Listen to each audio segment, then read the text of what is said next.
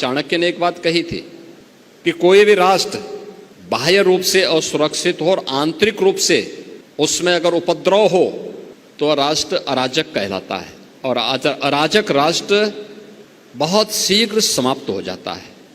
यानी अराजक राष्ट्र की स्थिति वैसे ही होती है जैसे आज आप पाकिस्तान की स्थिति देखते होंगे। पूरी तरह अंदर से खोखला हो चुका है, अस्त व्यस्त हो चुका है।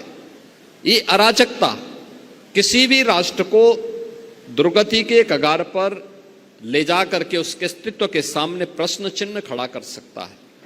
भारत इस दिश से प्राचीन काल से ही बहुत सजग रहा है, सतर्क रहा है, और उसकी सुरक्षा के लिए उस प्रकार के तौर तरीकों को अपनाने की एक प्रवृत्ति भी रही है।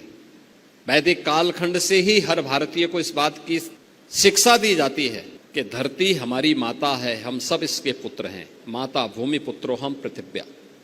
धरती हमारी माता है तो माँ के साथ कोई भी सुयोग्य पुत्र किसी भी प्रकार की छेड़छाड़ और अराजकता को बर्दाश्त नहीं कर सकता है, कोई भी पुत्र नहीं कर सकता है।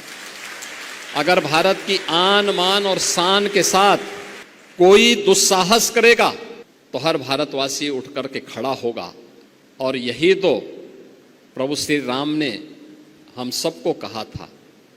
उनका उपदेश इसी बात को लेकर के, जब उन्होंने जंगलों वन के दिनों में, जब वनवास उनको हुआ वन के अंदर, और उस समय की भारत की सबसे बड़ी चुनौती जो थी, वे जो राक्षस थे, रावण के राक्षस थे, उन राक्षसों के उत्पात के बारे में, उनके उपद्रव के बारे में जब उनके सामने इस बात को रखा था तो उन्होंने एक ही संकल्प लिया था। तब उन्होंने कहा था, भारत की विद्वत शक्ति के सामने उस समय उन्होंने एक ही संकल्प लिया था, निस्सरहीन करो मई मुझ उठाए प्रण कीन।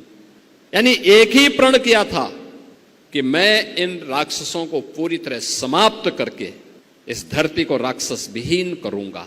राक्षस विहीन करने का मतलब उन उपद्रवी तत्वों को जो हमारी राष्ट्र की सुरक्षा में सेंध लगा रहे हैं, इनसे अपने राष्ट्र को मुक्ति दिलाऊंगा। यह संकल्प राम राज्य की आधारशिला बनी थी।